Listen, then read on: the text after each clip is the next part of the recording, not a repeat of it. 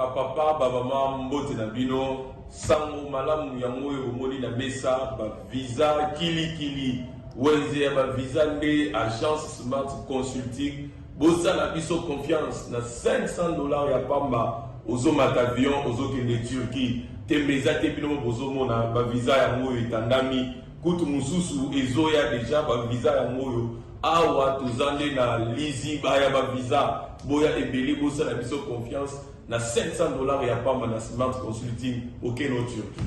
Bon, nous on va doute, pas douter. Awa na agence Smart Consulting, ils ont assurance, ils ont rapidité. Ozola na camarade, cousin, ils ont la blague des en autre côté, la réalité. Donc on a fait check doute le roi yo, et check paiement à mon arrangé, on s'est retrouvé dans 2 semaines, on dit papier check vraiment agence Smart Cosmétique. Thomas, talandenge ba visa esi ekwaye belé awa na agence de voyage Smart Consulting na $500 ya pamba. OK, ina yo mboka papaya. Peuple congolais, mbote na bino, tous les cas qui déjà mal liboso, ou la deuxième fois tous les cas lisusu, ba visa ya ngoyo, ya tout visa ya Canada, la fois passée tu le visa qui pour la Turquie. Les lots yango ils à Canada $500 ya pamba ozo voyager ozo ke le Canada tourna yo pe ezali les Canadiens Smart Consulting tous en au grand Willery $500 ya pamba au voyager OK na yo Canada OK kotanga to OK tourisme tozo zela yo boya ebele na $500 ya pamba bokei na bino na Canada. Merci biso tokolemba te kolobati agence de voyage à l'Okuta bako pakatambangu Smart Consulting bazabana Smart Consulting. Merci mercredi malam on a bien société Bozali congolais de père et de mère congolais de seul côté et bande ko nyonso bazo République démocratique du Congo comme seconde patrie pour na bango to pesibino mbote. Mercredi 12 octobre 2022 République démocratique du Congo, héritage de la famille de Denis Mukwege, héritage de la famille de Vital Kamerhe, héritage de la famille de Félix Tshisekedi, héritage de la famille de Joseph Kabila, République démocratique du Congo, héritage de la famille de Jean-Pierre Bemba, héritage de la famille de Martin Fayulu, la famille de Rodolphe Muzito, à Moïse Katumbi, République démocratique du Congo, Mboka, Congolais, Nyos. Écoute, Bazoata sergenté, grâce à l'école armée à Liboso, sergent, Bazoata yété, la famille de Mboko, Zarape, héritage Nabino. Baoyo bazana école ya kofinga ka batute boye ba ke mboko za héritage tabi kisasa mbule bandi basango to banda koyoka mais pardon bozoki ta ya kobongama pendant période de saison 16 saison to zaki mulai to utina ngobo depuis meti mbule bandi parce que en octobre nous espérons que soki mbule beti to yoka ba dégâts mingi te soki mbule beti ya makasi to yoka ba dégâts mingi te soki balobi boye obino kuna boye yeka boye makambwana tolingi yango te lobi na ngambo ya lamuka bâton de commandement elongo pa Adolphe Muzito ke pa Martin Fayulu bizarrement bango mibale basala kete na sima na yango Adolphe Muzito alobi ye azali ko considérer Martin Fayulu comme président élu chef d'état na mimoni ke Martin Fayulu azako miswa na lolenge wana te bongi Martin Fayulu ayeba ke ye azali ancien premier ministre on a zomi tuna comme même la biso makambo Mbuta Adolphe Muzito ancien premier ministre va voter kaye te ala no ma ordonnance présidentielle OK président élu sans impérium aka la signature ate Fayulu mo lobi amoni lokola Adolphe Muzito amoni lokola Martin Fayulu zo memena molimo ya wenge molimo ya wenge ngaite Adolphe Muzito molimo ya wenge ino fola bolongo na molimo ya wenge boko tina molimo ya tata oyo azomi benga soki nani oyo bazo ya magama bizike bele tata moko mukolo boyo tata moko azolo ba mikolo boyo ona zo senga justice kanga ndie bokomi na molimo wana msusu babimisaka na mediate na bisaki bino mi bale bozo évoluer bozo lo wa Léopard ba joueur bakuta na 16 na 21 ba kobeta match na 13 temps cohésion ezatele za peuple ganga wo Léopard gagné ba doit posta cohésion la bibliothèque bo évoluer là na terrain passe pe sa moninga mais ça ba ko luka cohésion za lokola Barcelone ko alo ko mi elo bo bino ngala ba ko luka ba camarade na vraie vie Bon, camarade, alors, tu te rappelles que Martin Fayulu a yosa parmi Miyi Bamboka. À l'époque, donc, tu te rappelles, yosa parmi Miyi Bamboka. Ngaïté, Martin Fayulu. So, et bon, on dit beaucoup de camarades. On a camarades à chaque jour. On dit qu'on a camarades politiques. On a camarades à chaque jour. Ah, nazo mituna. Calève Mouton, Bakangi était pour, n'est-ce pas, à dire des recherches, Mogo Zanaka pour les Barouluka, et à Waboye, ou à Zomona la tête, Bakangi était pour l'année. Par éviter tout comme le blanc. Bakangi, Calève Mouton était pour l'année. Enfin, commission spéciale est tirée à niveau de l'Assemblée nationale pour la Yoka. Jean-Baptiste Kassé, quoi, n'a délice sang. Commission est tirée. Pour Yoka Bango, les Gambetali, $21 000. Bakolo, balakaki bakolo. Parce que c'est la fait que nous sommes la commission et bana na miso pe na matoi ya bato ya ba congolais nyos et bana. Est-ce que vous savez ma bongo to kolobela yango na émission na biso ya mokola lopo na dos ndombasi commission wana ezali na objectif moko ko intimider ba député akamona ko machine ya pression moko asengete likambo wana batiango na mopanzi. Nomination ya mandataire public, polémique autour ya likambo ya banani bako kamba SNEL. Ndeko Jean-Paul moko ya jeunesse ya Congo, merci na information Pesingai information comme quoi la présidence a réagi et présidence est lobby que Tinge Poulou azali DGAT zali ndeko ladi na bosani kombo na kotanga yango kende azali DGA. Nangambo Tingi Poulou pe bazana information na bango. Bazotala ordre d'arrivée Tingi Poulou azali kwa 3e. Botangi ya liboso, botangi ya bibale, botangi ya misa, botangi 9 personnes au ba conseiller na conseil d'administration. C'est là bato Tingi Poulou. Botangi 9 personnes ba conseiller na conseil d'administration. Bato na bazana 9, botangi bango na l'ordre d'arrivée. Tant que bokomi kotanga banani sengi ba kamata au quotidien, moto liboso, ake PCA, moto mibale, ake 2G. Si nous voulons aller à Misa pour sauter, aussi nous allons parmi les 9 têtes de DGA. Donc ça, nous avons le conseil d'administration comme il a 10 personnes. Et donc 9, on est bandé. On a battu de police. On dit Mélanane. Et pourquoi cette polémique? Donc on a une émission, on a vu ça. Il y a mon collègue. Ensemble pour la République. On a tombé, on a tombé partenaire. Il faut que on a condamné à l'Ibanga, mais on a zèle. Ce gars va payer plus de 40 députés va tellement communiquer avec Habitat encore à dire pour parce que tellement la licam le dire pour mettre la ministre Gilbert à compte de Kofi Assemblée nationale quand on a bêta les Kofi dans Makamba Congo central t'as tellement la ngozo mona ngomba ni bangunza bazobi manel non pas tellement est-ce que ezate Moïse Katumbi à s'assurer quitter na o etali ko bomba parti à bateau ba côté pana il fallait pas ba bomba il fallait pas déclarer à niveau ya ministère de l'intérieur qui va partir na biso Koufi avant continuer na bango pour boye vivre na chantage. Est-ce que Moïse Katumbi va retenir à chantage wana to kolobela ngo na émission na biso ya mukola le deuxième invité na plateau na biso ya mukola le Zali bongo ndeko Joël Mungu yo kendaki asaki okende na tourner amani te na ba photo ndiye na moni hotel ndeko Joël Mungu na pesi mbote mbote mingi mwana mboka Trésor Kalafai pe mbote mingi na balandi nyonso ya plateau de vérité où va brancher yo kendaki te na tourner amani tozalaki na tourner amani le 12 septembre tokitaki na Goma tosali territoire ya Masisi territoire ya Rutshuru tokei na Katana na Sud Kivu, Bukavu, ce sont les étapes où on a participé qui après un gozon akine. Étape ya Maniema na Chopo Kisangani na Zalagite. Zalagite tunga na zonga déjà Kinshasa, mais en gros, on a profité na caméra na bino na pesa merci mingi. Na ba congolais nyonso ya est au bandima ki message ya kimia, message ya paix au président Vital Kamerhe memela ki bango parce que toyebi partie est depuis des décennies ils allaient souffrir et il fallait un digne fils, justement il fallait un digne fils à Kende pour sensibiliser bango à yebisa bango qu'il faut pas garder espoir parce que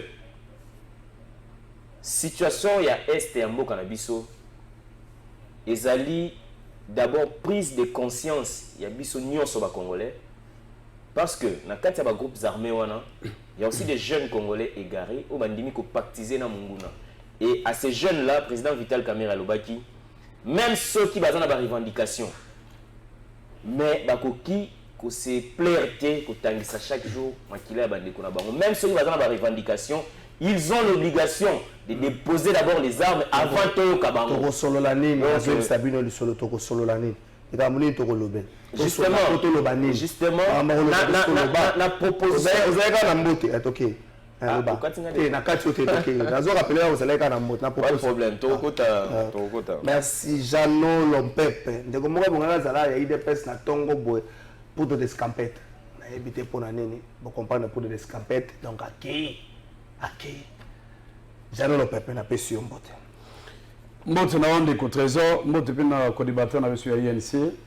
Na pesi mbote na ba ebele ba Congolais bazolanda biso na moment oyo. Ba Congolais oyo bazana kwa comme na désespoir.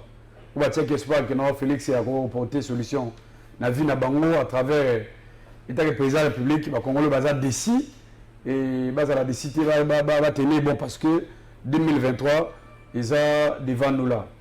Mais là on a beaucoup bamouké yo komi na magie ya ping pong mingi ni le sous ndeko na trésor magie ya ping pong na habite oza na école ya nani ya politique oza na école ya kulutu nanga bomanza oza na école ya kulutu nanga sayoli sanga bonganga oza na école ya Emery Okunji oza na école ya président Sensa tous en école ya nani dans l'école Etienne Tshisekedi Joseph Kabila Mzee Laurent Désiré Kabila yo komi makasi na dépôt ya dénonciation et puis les nango j'ai un ping pong jean oza na elenge bato bakoma on sala contre député comme ya député ensemble ya Katanga ya Okatanga maman na biso kombo si Dominique Mundo maman Dominique Mundo osala plainte mo contre et puis yo moko wana on a tika zaka on retirer plainte tout le monde a dénonciation contre Corneille Nanga yo moko welisi on retirer en plus, vous avez un écart, ce qui est belé 7 jours. Ce qui bouquet 5 au sol retirant. Pour la nous aider le comportement ping-pong. D'abord, merci de Konanga, c'est tout pour l'opportunité. Il y a Motuna Wana. Je crois que tous les jeunes, tous la politique, on doit y la politique. Chacun de nous a un professeur à Salaka. Donc, c'est comme nous, trésor. Vous allez journaliste, c'est comme des bonabis en face. Il y a ici, Azali Azala Moussalane ou Asalaga, ils appellent le Kola Ngai, le Kola Elinge, Nazana Moussala na Salaga na kati ya vina ngai. Et na kati ya Moussala na ngai za nini, Nazana professeur d'avocat. Na kati ya professeur de ngai. Tout ça na ba norme, tout ça na ba règle tellement ébélé. Ils ont corrigé corporation na Biswana. Mais au-delà de tout ça, le trésor. Faut qu'on y baké, bateau ta ba komona bangwana oui. Ce sont baza ba kulutu na biso, baza ba leader OP, mais ce sont ba leka, mais ce bazo persister ko demia na kati ya politique. Mais ce que biso école ngala biso tozana yango. Ngala za école excellence. École excellence c'est la différence d'abord de votre chose. C'est la différence. Puisque dans l'école il y a Kabio Châté, il y a le Koutate, au Sénégal au Boé, au Longola on a dans l'école Wati donc. Notre école est une école de excellence. École où nous devons défendre d'abord notre Congo, école où tout le monde non Congo comme on entre biso ba Congolais et que ensemble tout ça les boké tout que la liboso boka autre comme on abonné na yango. Donc pour les deux cas aussi oui effectivement à l'époque dossier madame Dominique Munongo inamise as député national. Alors Nicolas Lekiwe Bolanaki ba propos à l'époque oyo affiché qui ba comportement ba compatriote na biso ba négociation ya Kasai par rapport à comportement on a vu les na Lubumbashi et surtout na province ya Grand Katanga dans ancienne configuration c'est comme ça que non l'un ya bande ya Kasai moko azala ki victime na ba propos na mais a estimé que non il fallait nécessairement que madame a répondre na ba propos na devant la justice. Et moi étant avocat, j'ai été consulteur na sala ki musala na ngai lolenge longobani. Et lorsque le client a dû décision na il y a qu'on mettre fin à l'action au de trésor. En tout cas, ngai na censé accompagner le client na ngai. Je n'ai pas intérêt à côté ba koka jam, il y a comment ya na go sala ngote. C'est comme ça que non, na kombo ya client na ngai, to côté ki lettre, to longola ki ngo avec beaucoup de raisons. Il y a 10 secondes oya mi balé. Il y a mi balé zaliboy. Mikoleleki, bolanaki tribune ya Corneille Nanga. Joël a eu qu'on réagir. S'il n'y a pas de problème. Mais Corneille Nanga publié la tribune. Na kati ya tribune, il y a eu beaucoup de paragraphes. Il y a au moins 80 quelques points. Alors, dans 80 points, il y a eu des points où moi, personnellement, je suis d'accord dans un côté. N'est-ce pas? Mais pour en tout cas, il fallait que M. Corneille Nanga éclaire d'abord la justice. Et après, il y a eu ce qu'on appelle ça, les raisonnements, comment on appelle ça, les bons sens de l'humanisme. C'est comme ça que tout qui m'ocano. S'il vous plaît, c'est pour les Congolais. Parce que moi, on a vu engagé dans le processus électoral. Donc, il y a eu beaucoup de raisons où il qui non. Après dénonciation, on a depuis, il y a requête, tout ça, il y a une obligation, n'est-ce pas? Il y a le pouvoir, il y a qu'on retirer en haut. Et qu'on retire en haut, ça ne signifie pas que non, il y a un problème, il y a pression, il y a un problème, il y a pression politique, non, non. Pression, il y a la quitté, mais le coup, il y a un Congolais. Le pouvoir de la raison, il y a 4 constitution. Là, je suis en Boka, la constitution qui est en haut, na longoli en haut. Avec toute la responsabilité de pouvoir donner encore la chance à notre processus électoral qui est 2023, tant qu'il y a une autonomie, pour renouveler et donc on a na kati na Boka. Donc voilà la réponse on a recoupé ça par rapport à la question. Merci, je ne sais pas ce qui Joël Azana a un mot à placer là-dessus. Rien, tout qu'il y a un mot à placer. Bon. Constitution de l'Abisso, ils ont consacré liberté d'initiative, liberté de penser. Je pense que ceux qui Congolais Moko ont eu initiative dans un sens ou dans un autre, ils allaient libres, mais seulement l'initiative de l'Abisso, il faut finalité et intérêt à la population. Ceux qui finalité à l'initiative, ils allaient propriétaire de l'initiative, moi et l'autre. Wana économie manipulation. Mais en tant qu'indéqualobi avocat, ceux qui client a décidé à sursoir action judiciaire moko. Il y a zali ministère public té ou akoki ko poursuivre une action surtout ce qui est dans la matière pénale. Donc tokoki ko tana ba détail wana mingi té azali kolo initiative donc on respecte son point de vue na client na. Est-ce que Denis Mukwege fait peur aux politiciens congolais? Est-ce que Denis Mukwege fait peur au camp Tshisekedi Félix? Est-ce que Denis Mukwege fait peur à Vital Kamerhe, à Joseph Kabila, à Moïse Katumbi? Et pourquoi Denis Mukwege Bosomo la photo, il faut l'objet, il y a insulte, il y a injure venant de ceux qui se disent être politiciens? Pourquoi Denis Mukwege Lelo? Je vois comment les Congolais, je le dis, il fallait pourquoi j'invite les gens à dans le stade de Martyrs le 29 octobre. J'invite les Congolais à moi personnellement, je le 29 octobre dans le stade de Martyrs. Ceux qui sont dans Congolais, bazo kumisa disque d'or ya fali. Parce que dit fali a memi za Congo ya Congo nde bende les mais Denis Mukwege oyo rovanda obungi na mboka moko voilà problème à langue. Il y a des gens qui ont Denis Mukwege, tant que Denis, ah, il est congolais. Ce qu'on a dit, c'est politicien qui a moi passe. Ce qu'on a dit,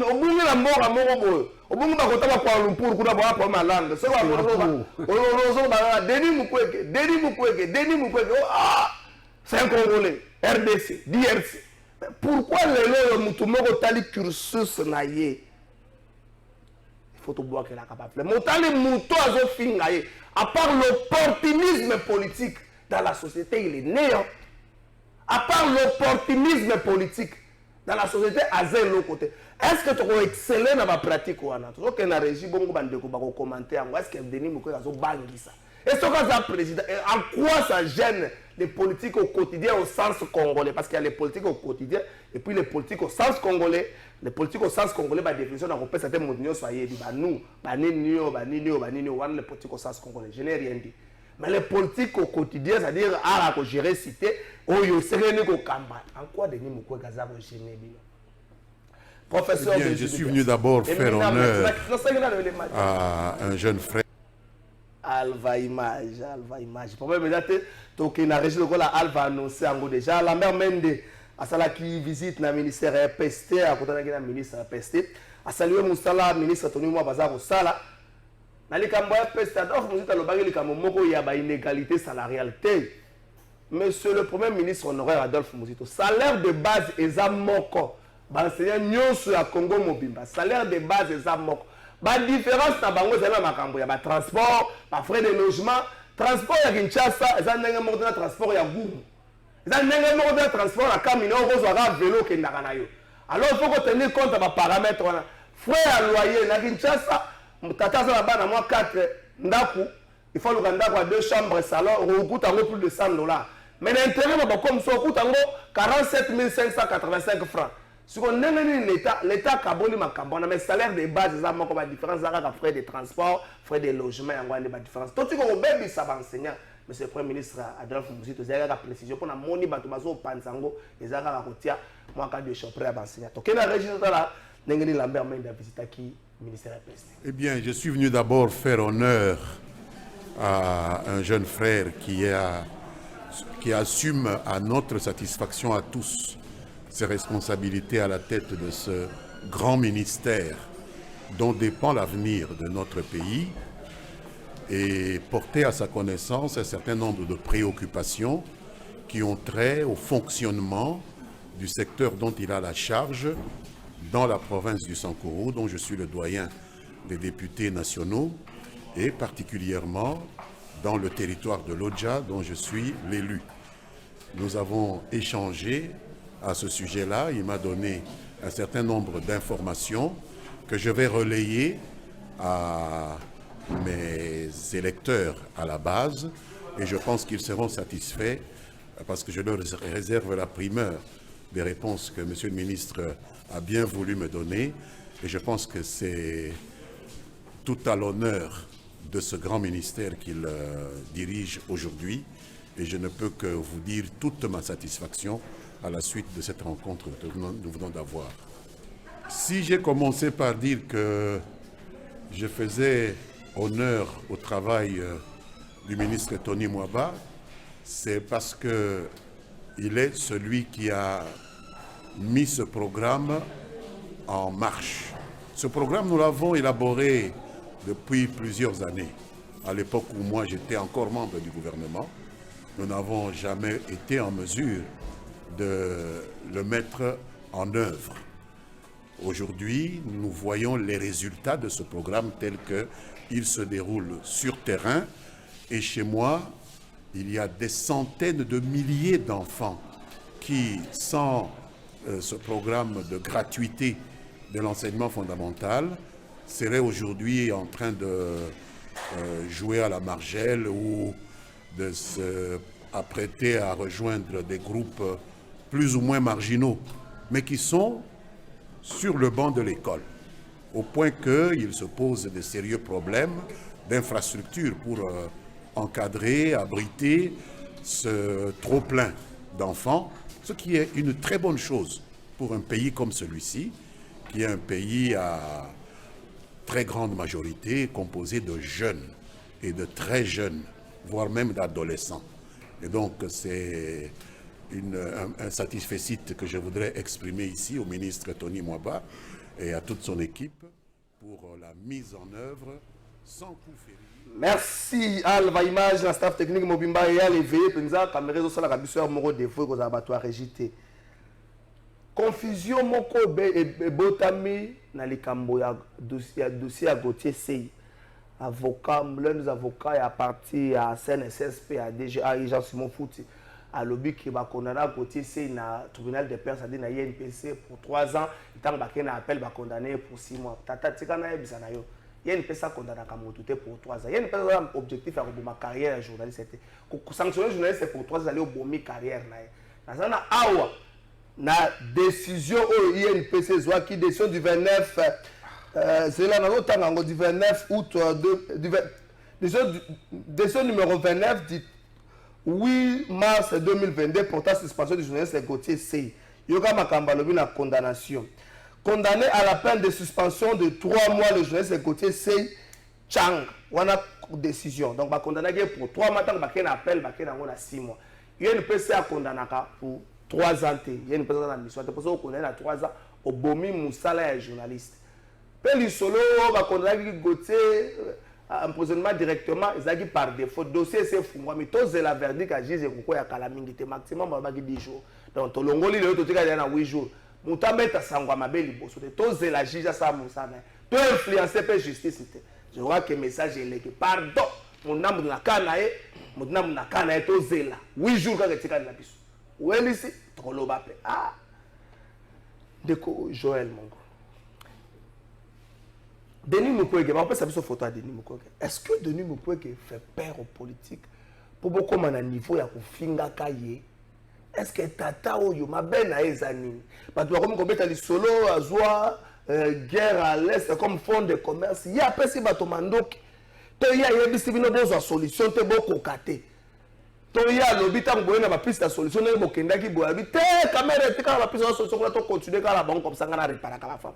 Aujourd'hui, la société congolaise a comme un niveau, il y a désacraliser même oyo truc aux anango ya motuya. Moi namboka Trésor Kalafai, olobi boko finga ka Denis Mukwege. Na bi bolo kwa ba politicien, na bi te lokola yo moto. Biso UNC. Tozali parti politique oyo tozaka discipliné, pe tozaka toujours na respect na ba personnalité ya mboka. Dans la société civile, dans le secteur politique, dans l'entrepreneur, ce qui nous guide, c'est d'abord le respect pour les bateaux, Bunda ou Pesa les meilleurs d'eux-mêmes pour le Congo. Biso, tu peux dire que Denis Mukwege. Bateau, bazo finga Denis Mukwege, tu peux identifier bango. Peur na bango, tu peux éviter ça justifier par quoi? Jusque là, on a moni déclaration à Denis Mukwege Kolobake a commis acteur politique. Est-ce que attends ce qui a lobby ce qui Denis Mukwege Lelo a décidé à y aller sur le terrain politique, on va les traiter comme politique mais dans le respect mutuel. Mais là, avant de traiter comme politique, il faut tout y avoir ma valeur. Justement, comme politique, pas dans le sens qu'on ramène dans la boue. Il y a un solo bâté. Donc, traiter naïe comme acteur politique, mais tout en préservant cet aspect-là, respect mutuel, respect par rapport à combat ou à Mena, en faveur de ma maman, na biso ya Est. Lelo, mutwako boya musala Denis Mukwege asali, c'est kaza muté mabe. Tango, Paul Kagame a mekaki ko pointer du doigt Denis Mukwege, mon agine RDC Télémaki, y compris biso ba parti politique. Donc, c'est un Congolais pour qui nous avons beaucoup de respect. Et toti kama kambwe salama ndenge zo salama na lobaki on a évoqué qui constitution na ebandeli ya émission on a lobby notre constitution ezoko prévoir certaines valeurs oyo ezali applicables na politique notamment la pluralité d'opinion la pluralité d'idées lelo soki Denis Mukwege a décidé à payer sa offre politique mongo c'est tout simplement vertu à principe ya pluralité d'opinion, pluralité de... Si pour 2023, Denis Mukwege est candidat président, vous estimez qu'il va écraser toute opposition en face de lui? Bon, je ne pense pas. Oui, le terrain politique congolais, il est très complexe. Il y a un pronostic que Denis Mukwege... Vous estimez? Non, je n'estime pas. Il y a un répondre. Azali, une personnalité crédible. Et Congo Mbokanabiso, depuis l'indépendance, notre tikala romona te mutu moko à lui seul a écrasé la force politique nyonso. Tout le monde qui a une indépendance, Lumumba Kasavubu, ou a eu présidence, ou a eu majorité dans le parlement et le système on est continué. En 2018, tout le monde a dit même FCC cash, comment qui contraint à travailler ensemble justement par rapport à la pesanteur en politique. Et s'il veut se lancer en politique, bonne chance à lui. Et biso tozali parti politique peut toza autonome. Rapprochement, nini ezalaka, mais on ne peut pas se prononcer actuellement là sur une situation qui n'existe pas. 2 minutes, Jean-Nono Pépé, Denis Mukwege aujourd'hui obligé à insulte, surtout plus venant de Kinshasa. C'est pas Nayoki Angote plus dans l'intérieur, c'est venant de Kinshasa. Est-ce que Denis Mukwege fait peur aux politiques? Est-ce que le politique se rapproche de quelque chose? J'ai un que Denis Mukwege Azala, il faut que le bango, il y a des professeurs des universités qui ont dit que Denis Mukwege Azala candidat, le but pour le bango va soutenir Mingi, bato oyo bazozalaka à la hauteur te bazozalaka capable de répondre na ba désirs de la population balingi mbala oyo moko ya bango Denis Mukwege azala candidat depuis lors aza objet d'insulte région ekolo kutu ekomi mwa makasi. D'abord les trésor merci. Avant d'aborder question il y a Dr Mukwege, je crois qu'il y a des billes de connaissance le bel mot dans la simple qui n'ango et à l'objet que nous voilà la constitution donne la liberté wana et pour la biso action de cela qui yango mambo ya connaît nanga on était obligé n'est-ce pas pour préserver d'abord l'intérêt national ya moko na biso et pour préserver le processus électoral c'est comme ça que nous avons mokano ya ko retirer requête wana contre connaît nanga.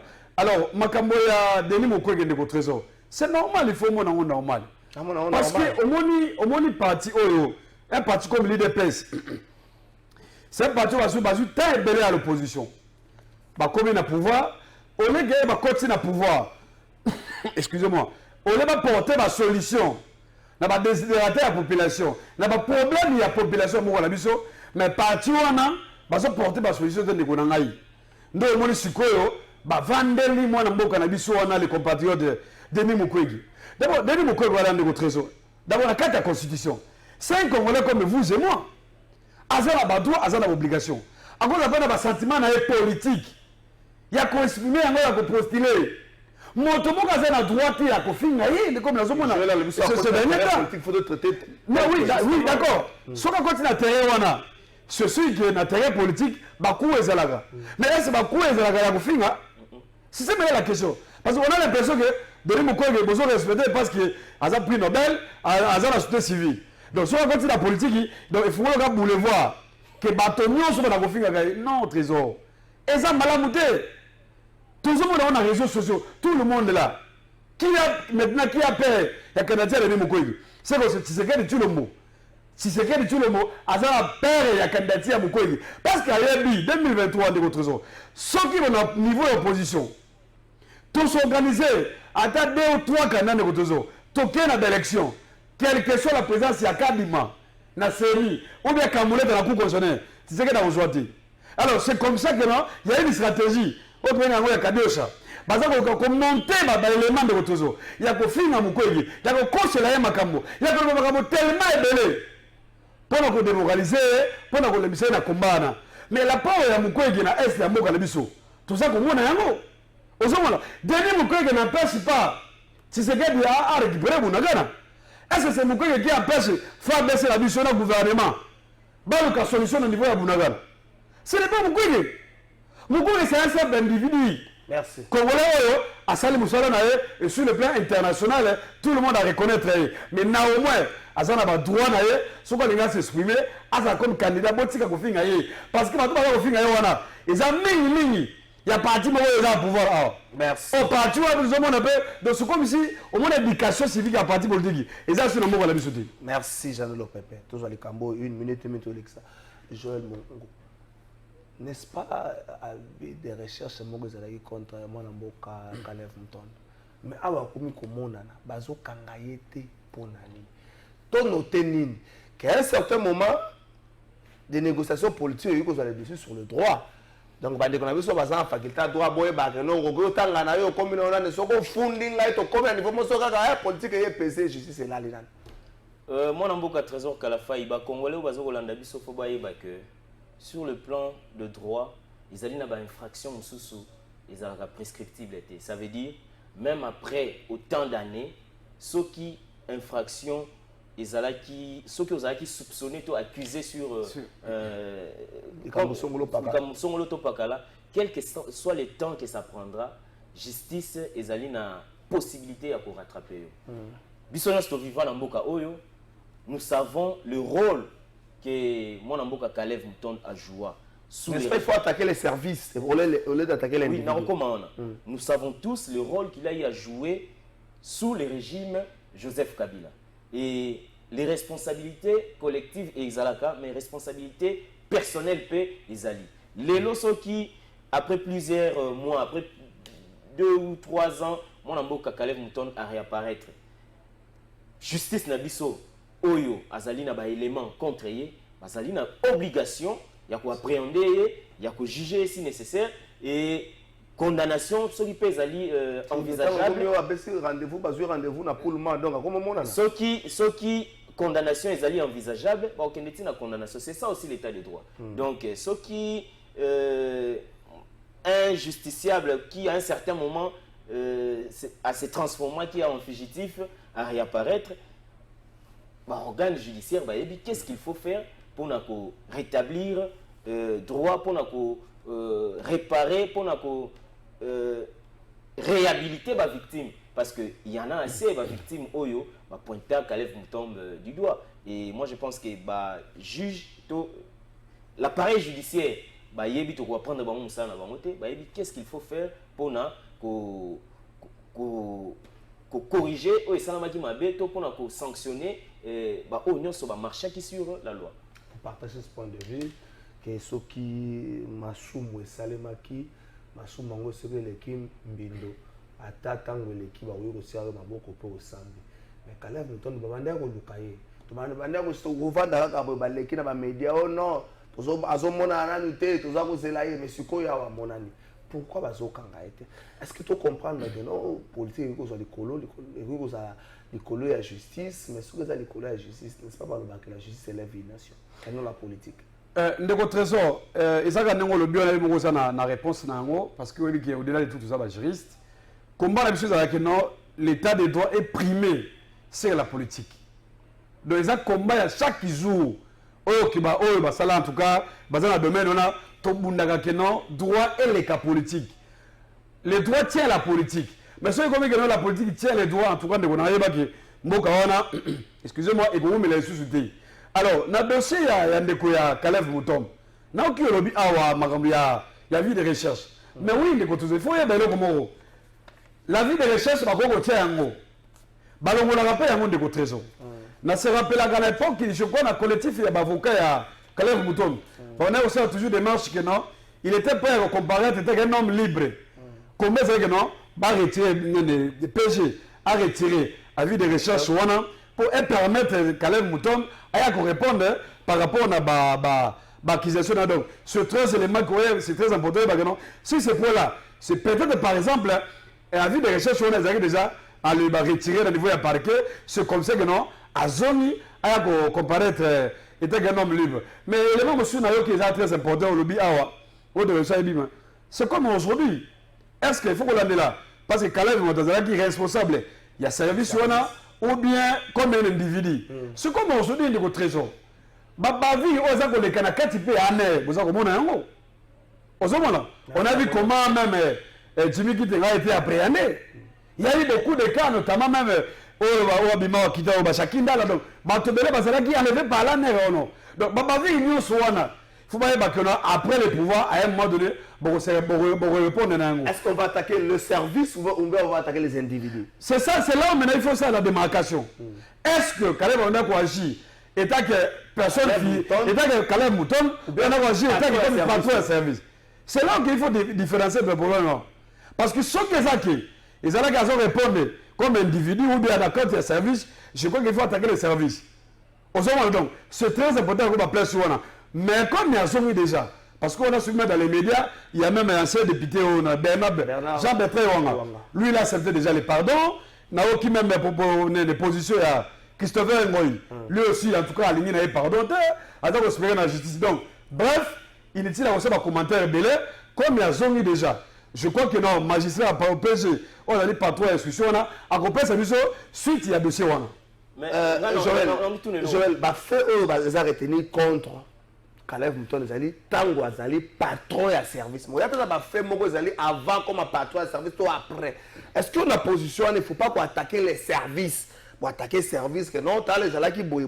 Comme ça, tu as Caleb, service ici, via dommage et intérêt, service civilement responsable. Service, et qu'on peut civilement responsable non au lobby, mais dans l'exécution, il y a une mission obscure. Ce n'est pas les services qui agissent, ce sont les individus. Mais tant qu'on a se précipiter, avant même que justice, à ça, précipiter. Lui, le pardon, c'est une valeur universelle. Mais est-ce que, pardon, on a quelque part, trafiqué, monnaie, on a pas communiqué parce que en face, il y a Caleb Mouton, ma victime Bazali par milliers, par centaines. En face, il y a service. Non. Tu as dit l'accusation, c'était. Ok. C'est vrai, justice a une obligation, il y a un quota au fond, il y a une accusation pour certifier telle infraction est établie ou pas. Mais tu as dit que la victime Bazali est belée. Et ces victimes-là méritent justice. Mais là, on peut se trouver que c'est un cas ceux qui ont anticipé avant même que justice ça na musala, on a eu pardon, on a eu boye. Bon, arrangement politique pèse à la gagne, on a ezoko zongisa mboka na biso sima. Bonjour, plateau de vérité. Les partis ou militants qui injurient, c'est l'immaturité politique. Mais Batubazo Finga Baye Bani, merci, bon travail. Zandeko Deka. Bon Deko, Batubazo Finga. Assemblée nationale en fait une commission spéciale en installée dans le lobby pour Nakoyoka, Délice Sanga et puis Jean-Baptiste Kassé sur l'affaire il y a 21 000. Beaucoup de députés, dans l'ouverture de la session, que c'était plus important. Il y a que la débat wana.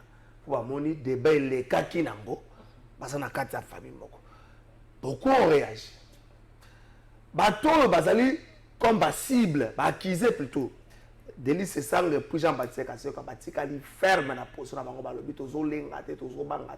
Bazo senga kutu ba médiatiser ça la commission wana. Est-ce que vous pensez que tu as un virage moko la commission est installée il faut désacraliser une fois pour toutes l'Assemblée nationale na biso ce qui va révélation de commencer à devenir est grave et criante. Est-ce que vous pensez aussi hypothèse ami balé que ce qui bande koana bazali na makamba koloba ya malunga te au-delà ya oyo yeba déjà na balabala ezali carrière na bango nde e baby mobima les sanga zongela ne baro atika na baro bosa de politique et puis Jean-Baptiste Kassé kwa zongela makambo ne mususu ba recherche et autres. Est-ce que pour ce candidat qui ezali moment moko un peu crucial pour na parlement congolais na bana non mais de votre trésor merci. Mais il faudrait d'abord qu'on dénonce même l'attitude de l'Assemblée nationale.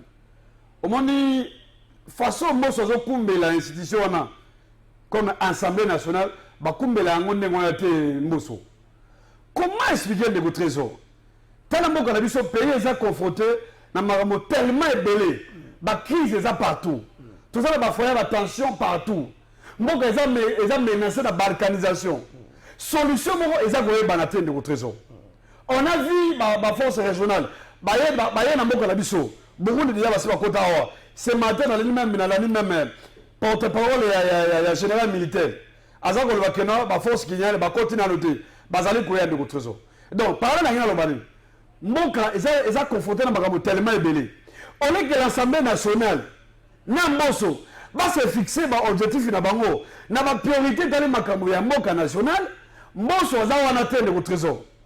Même mboso aligné à ça le spectacle mo ba l'opinion. Spectacle s'il vous plaît de votre trésor. Aligné ça le spectacle na ya ko la segena voilà ba popo ya c'est ça na Jean-Baptiste Kassé quoi et ça makamba lokuta de konangai. Ça c'est le dictature. Il faut qu'on dénoncer d'abord le quoi. Et j'invite même d'autres députés. Il faut manifester solidarité na bango vis-à-vis de collègues na bango députés wana. Parce que c'est connu déjà yebani que ba député bazora mo wana. Mais si vous au-delà de ça, est-ce que c'est s'il vous plaît, s'il vous plaît, de votre trésor. Quand il y a eu ce débat, on n'a pas qui député, non? Il y a eu des députés qui ont habité de pays, il y a mais quand ça on l'a dit, bandaki na mode de jouer on a une réaction de Konangai. Donc c'est une stratégie mboso ati yango pour faire taire ba député. Et c'est la dictature, il faut dénoncer, vous en malamouté. Tout ça, il y a la démocratie. Il y a la liberté parlementaire. Les députés, c'est l'image de la est-ce que la question est simple?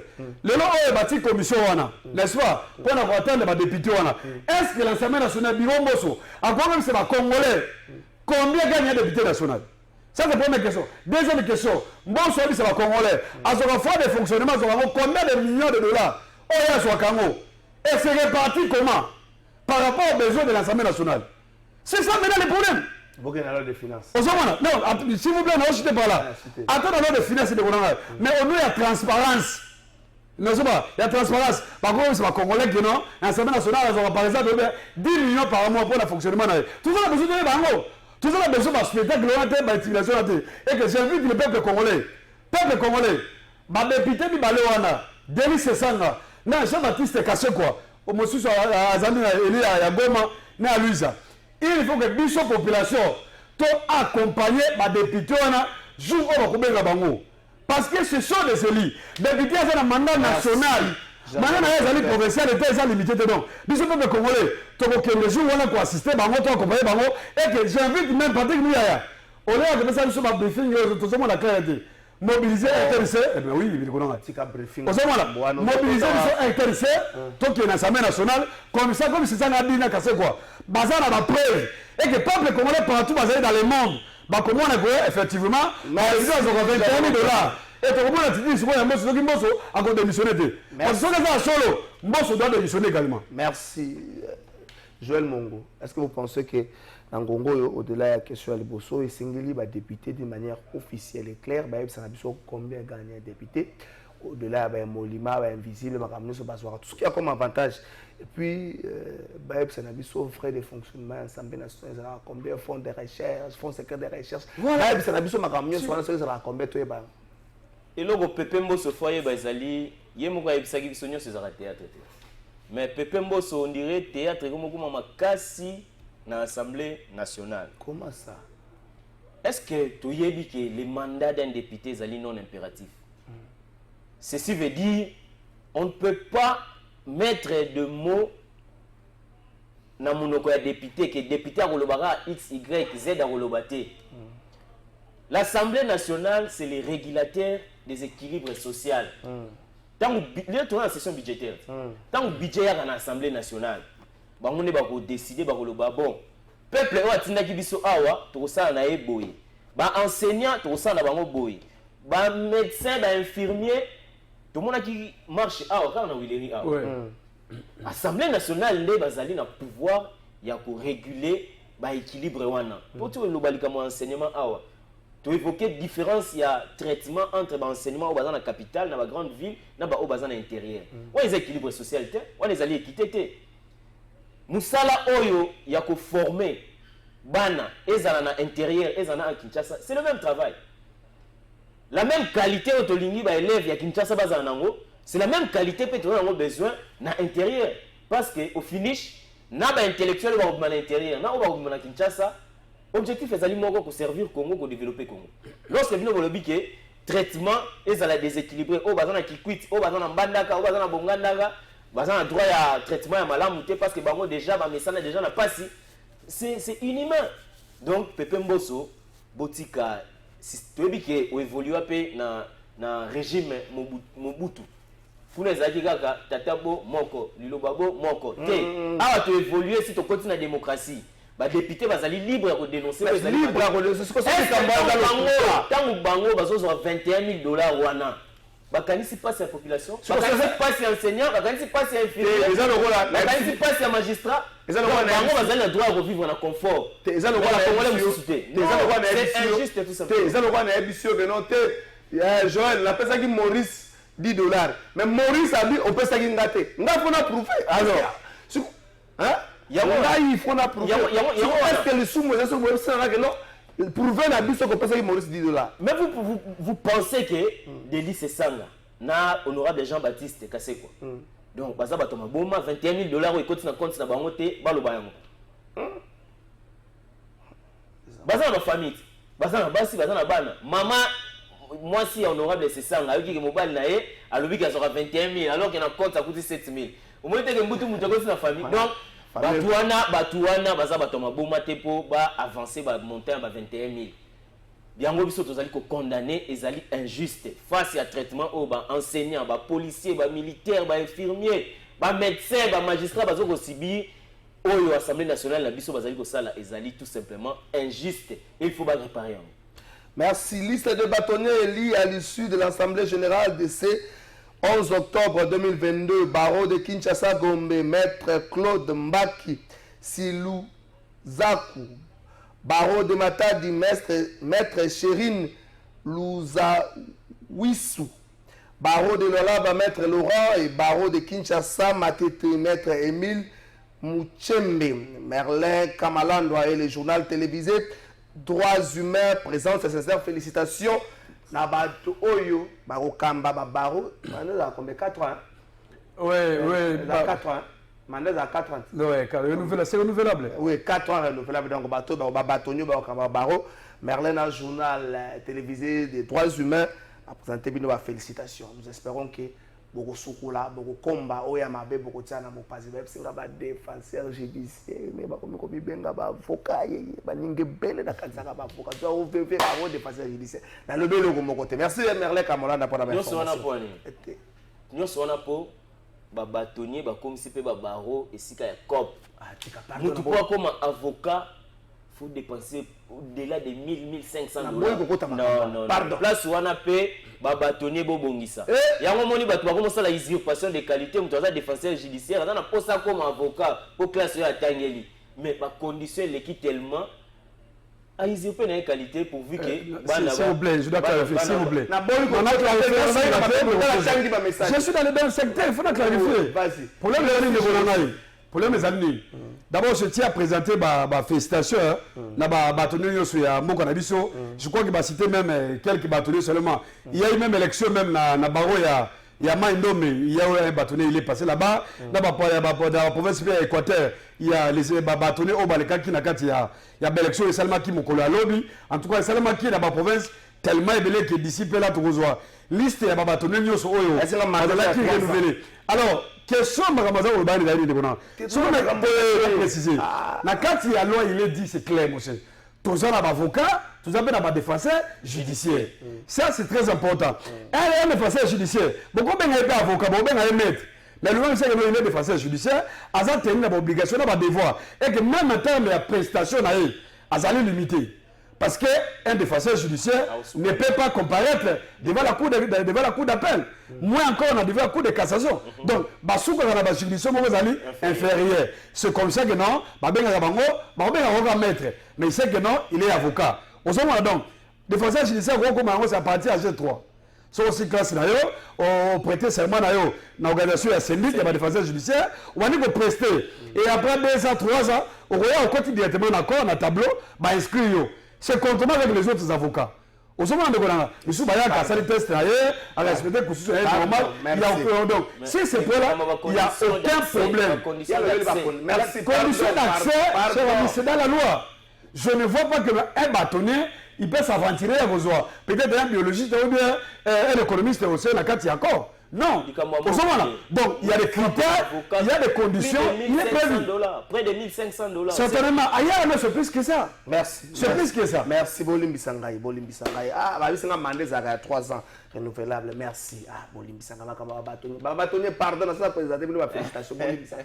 Oui, je espérer que Babongisa va alléger ma condition. Babongisa, parce qu'il y a déjà le bâtonnier national qui est la maître Michel Chebele.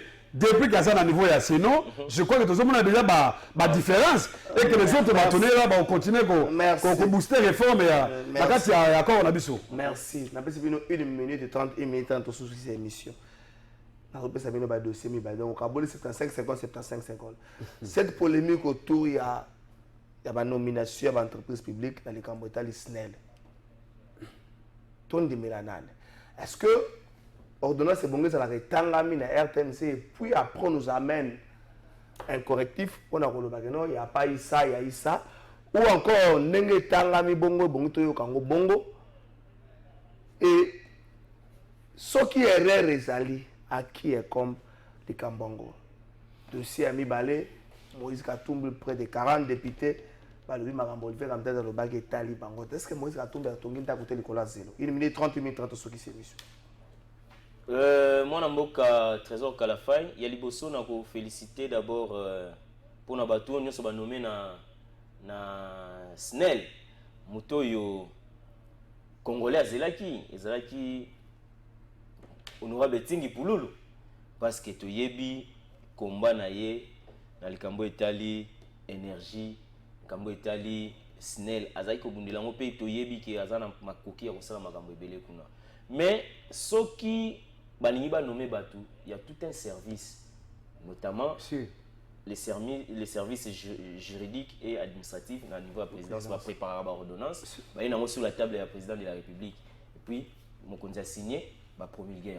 Ce qui va trafiquer qui entre la présidence et la lecture et la RTNC, ce qui va trafiquer qui décision à Mokondi, c'est une faute lourde qui mérite des sanctions parce que Mokondi Mboka tant ozo renommé batu ayebi ki mutu tel nazo renommé pour jouer poste tel pour jouer tel rôle par rapport à la compétence pour atteindre là oyo donc il est belé ceux qui trafiquent quotidien na ba ordonnance à chef de l'état ba auteur na yango bazali ko mériter ba sanction mais en attendant toyebi ki ba on so ba nommé ba ko sala na intérêt Mboka. Félicitations 10 secondes de Kaba Moïse Katumbi. Moi Mboka Moïse Katumbi, il faut bongisa manière de gérer à partir na oui, le président Vital Kamerhe a traversé 2 ans en prison. Oui, député a télémi à cette déclaration, oui, ministre a télémi. C'est aussi problème de leadership. Moïse Katumbi a un leadership faible. Il y a un problème de leadership. Dans un parti politique, c'est un une décision. Il faut consulter les collaborateurs, les députés. Ce n'est pas pour rien chaque fois Vital Kamerhe a sa direction politique. Vous fandi, vous réfléchissez, vous levez option, vous êtes à gauche, vous êtes à droite.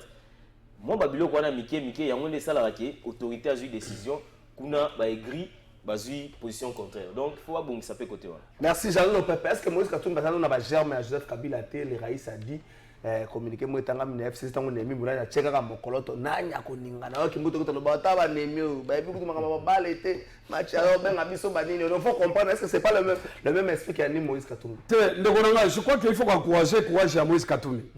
Katumbi a compris que notre Tshisekedi a échoué dans Bilanaï et qu'il est temps que Katumbi a se séparé de Félix Tshisekedi.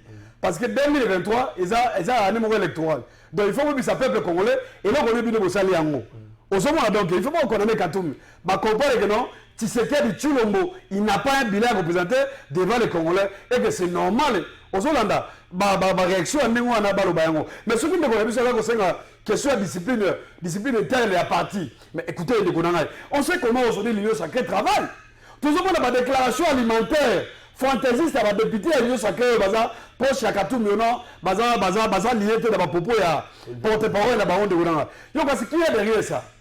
Qui est derrière tout ça? Nani? Qui profite de la débauchage? Nani? Oui, mais eux, ils vont rentrer dans votre trésor. Oui, non. Voilà pourquoi on a dit donc c'est très important. Mais question il y a des collaborations, il y a honorable Signy, Pouloulou.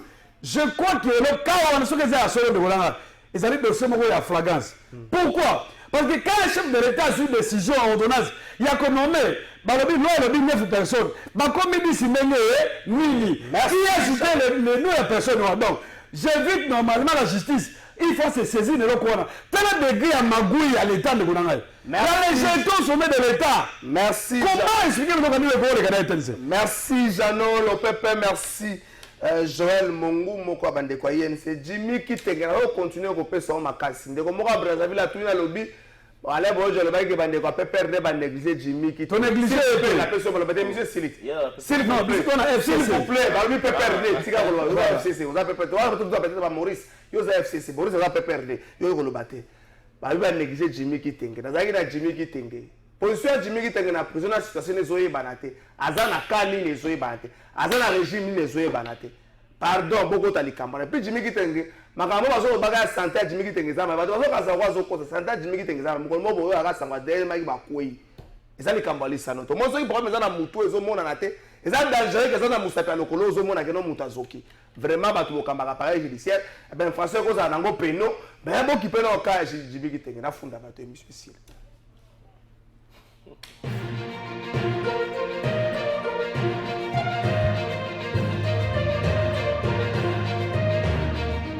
La funda sikoba tanga mokonzi ekolo ofundo de batna funda lelo population de Sengia na mutazu jouer na ya zuni na tant papa comme a na situation.